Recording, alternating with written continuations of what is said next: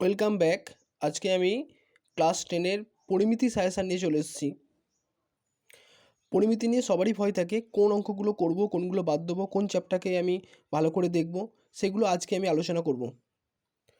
তবে আগে দেখে নেব যে পরিমিতি থেকে কীরকম নাম্বার আসে।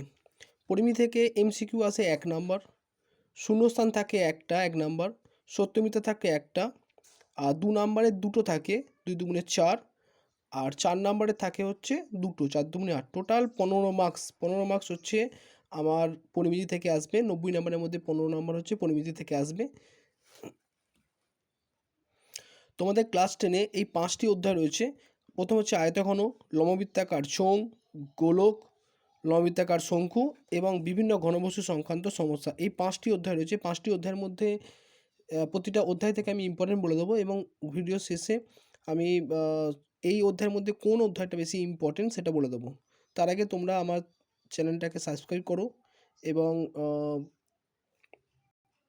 ভালো লাগলে লাইক এবং শেয়ার করো। প্রথমেই দেখো লম্ববৃত্তাকার চোঙ, এই চ্যাপ্টারটা থেকে আমি ইম্পর্টেন্ট অঙ্কগুলো বলবো। দেখো কেডি 8 মানে পেজ নাম্বার 146 পেজ খোলো, খুলে দেখো 5-এর অঙ্ক 2015 এসছে, 7-এর অঙ্ক 2018 এসছে, 9-এর অঙ্ক পর্ষদ নমুনা প্রশ্ন। এইভাবে প্রত্যেকটা অঙ্ক কিন্তু আমি দাগ দিয়ে দিয়েছি। দেখো এগুলো কিন্তু তোমাদের জন্য ইম্পর্টেন্ট এবং সেই সঙ্গে দেখো কিছু প্রশ্ন আছে, সেইগুলো হচ্ছে আমি নিচে করেছি, দেখো করে দিয়েছি। দেখো সেইগুলো কিন্তু তোমাদের তোমরা ভিডিওটা পজ করে করে তুলে নেবে, ঠিক আছে। গোলক অধ্যায় থেকে দেখো 8-এর অঙ্ক, 9-এর অঙ্ক, 12-এর অঙ্ক, 13-এর অঙ্ক, 14-এর অঙ্ক এবং 16-এর অঙ্ক, এগুলো কিন্তু প্রচুর ইম্পর্টেন্ট। তার মধ্যে 9-এর অঙ্ক এবং 14-এর অঙ্ক সবচেয়ে বেশি ইম্পর্টেন্ট। আর সেই সঙ্গে দেখো প্রয়োগ তোমাদের বইতে করে দেওয়া আছে 5 এবং 12। 12-এর অঙ্ক সবচেয়ে বেশি ইম্পর্টেন্ট। তাহলে এখানে দেখো 3টে অঙ্ককে স্টার্ট দিয়েছি, সেই 3টে অঙ্ককে তোমাকে ভালো করে করতে হবে। তোমরা টেক্সট বই খোলো, টেক্সট বইয়ে ভিডিওটা পজ করে এগুলো দেখে নাও। লম্ববৃত্তাকার শঙ্কু, কোষে দেখি 16, পেজ নাম্বার 227।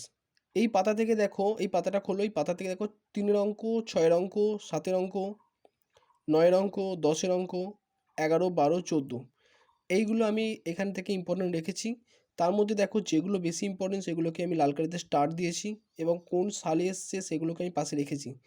এবং এর সঙ্গে দেখো প্রয়োগ 7 এবং 12 এবং 15, এই 3টে অঙ্ক রয়েছে। দেখো তার মধ্যে দেখো 15 অঙ্কটা সবচেয়ে বেশি ইম্পর্টেন্ট, ঠিক আছে। এইগুলোকে তোমরা করবে। এরপর আমি চলে আসি দেখো আয়তঘন অধ্যায়, পেজ নাম্বার 74, কোষে দেখি 4। এখানে দেখো 6-এর অঙ্ক, 10-এর অঙ্ক, 11 অঙ্ক, 12 অঙ্ক, 13 এবং 15, সেই সঙ্গে 17টা ইম্পর্টেন্ট। 18, 19 অত বেশি ইম্পর্টেন্ট নয়, তবু আমি রেখেছি। আর 25-এর দাগের যে শর্ট প্রশ্নগুলো 2 নম্বরগুলো আছে সেগুলো করতে হবে। এবং সেই সঙ্গে দেখো প্রয়োগ মানে কোষে দেওয়া আছে 9, 17 এবং 19, এই 3টে অঙ্ক কিন্তু তোমাদের জন্য প্রচুর ইম্পর্টেন্ট, ঠিক আছে। এবং এর সঙ্গে সঙ্গে দেখো একটা অঙ্ক বারবার করে আসে, সেটা আমি কিন্তু এখানে তুলে রেখেছি ঘনকাকৃতি একটি সম্পূর্ণ চৌবাচ্চা থেকে সমান মাপের জল তুলে নিলে চৌবাচ্চাটির 2/5 অংশ জলপূর্ণ থাকে। চৌবাচ্চাটির দৈর্ঘ্য যদি 1.5 মিটার হয়, তাহলে প্রতিটি বালতিতে কত লিটার জল ধরবে। এই টাইপের অঙ্ক একটা বইতে করতে দেওয়া আছে, কিন্তু বারবার করে ওই অঙ্কটাকে ঘুরিয়ে এই অঙ্কটা দেওয়া হয়, ঠিক আছে।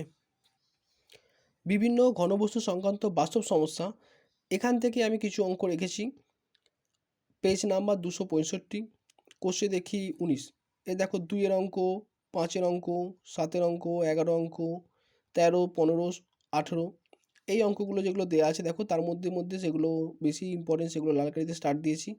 এবং তার সঙ্গে দেখো দুটো অঙ্ক প্রায় মাঝে মাঝে আসে পরীক্ষাতে, 1 নাম্বার আর 2 নম্বর পরে আমি কিন্তু এখানে তুলে রেখেছি। তোমরা কিন্তু এটাকে অঙ্কগুলোকে তুলে নিয়ে প্র্যাকটিস করবে।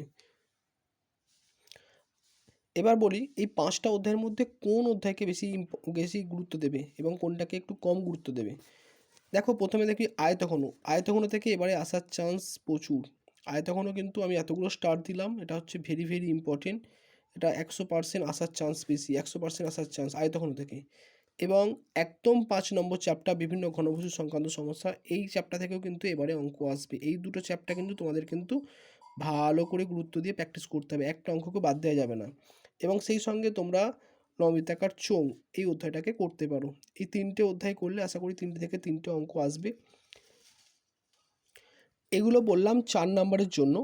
তবে এমসিকিউ, শূন্যস্থান, সত্য মিথ্যা এবং 2 নাম্বার এই অঙ্কগুলো কোথা থেকে করবে? দেখবে তোমাদের টেক্সট বইয়ের মধ্যে এমন কিছু অঙ্ক আছে যেগুলোতে অনুপাত দেওয়া আছে। যেমন ধরো এই অঙ্কটা, দুটি নিরেট গোলকের বক্ষতলের ক্ষেত্রফলের অনুপাত 16:9, তাদের আয়তন অনুপাত কত? এই টাইপের অঙ্কগুলো। আবার দেখো দুটি নিরেট গোলকের আয়তন অনুপাত 1:8 হলে তাদের বক্রতলের ক্ষেত্রফল অনুপাত কত? এই টাইপের অঙ্কগুলো কিন্তু একটু বেশি করবে। এখান থেকে কিন্তু এমসিকিউ এবং 2 নম্বরের অঙ্ক থাকে। আর একটা হচ্ছে, যদি কোনো অঙ্ক থাকে এরকম, দেখো নিরেট গোলকের বক্ষতলের ক্ষেত্রফল এস, আয়তন ভি যদি হয় তাহলে S Q by V square এর মান কত? এই টাইপের অঙ্কগুলো কিন্তু পরীক্ষাতে বেশি দেয়। তাহলে এমসিকিউ, শূন্যস্থান এবং সত্য মিথ্যা এবং 2 নম্বরের যে মার্কস আছে এই টাইপের অঙ্কগুলোকে তোমরা একটু বেশি করে করবে, তাহলেই কিন্তু কমন পাবে। তবে আরেকবার বলি, আয়তঘন এবং লম্ববৃত্তাকার চোঙ এই দুটো অধ্যায়কে কিন্তু ভালো করে করবে। এখান থেকে অঙ্ক পড়ার চান্স কিন্তু একদম 100%। এখান থেকে কিন্তু অঙ্ক আসবে। আয়তঘনটা তো সবচেয়ে বেশি ইম্পর্টেন্ট, তার সঙ্গে লম্ববৃত্তাকার চোঙ ইম্পর্টেন্ট। তোমরা এই দুটো চ্যাপ্টারকে ভালো করবে। যারা একটু মিডিয়াম স্টুডেন্ট বা একটু যাদের 5 নাম্বার নিয়ে দরকার, তারা শুধু এই দুটো চ্যাপ্টারকে একটু বেশি করে করবে, তাহলে কিন্তু কমন পাবে। আর এমনি অঙ্কগুলো করতে গিয়ে যদি কোনো অসুবিধা থাকে, কোনো সমস্যা থাকে, সেটা আমাকে কমেন্ট করবে। আর আমার চ্যানেলটিকে সাবস্ক্রাইব করো, লাইক করো এবং শেয়ার করো। এরপরে আমি ত্রিকোণমিতি সাজেশন নিয়ে আসবো। ত্রিকোণমিতি যাদের প্রয়োজন তারা আমাকে কমেন্টে ইয়েস লেখো, ইয়েস লিখে আমাকে জানাও। আশা করি সবাই 90-এর মধ্যে 15, ত্রিকোণমিতি থেকে 15-এ 15 পাবে। সকলের জন্য বেস্ট অফ লাক।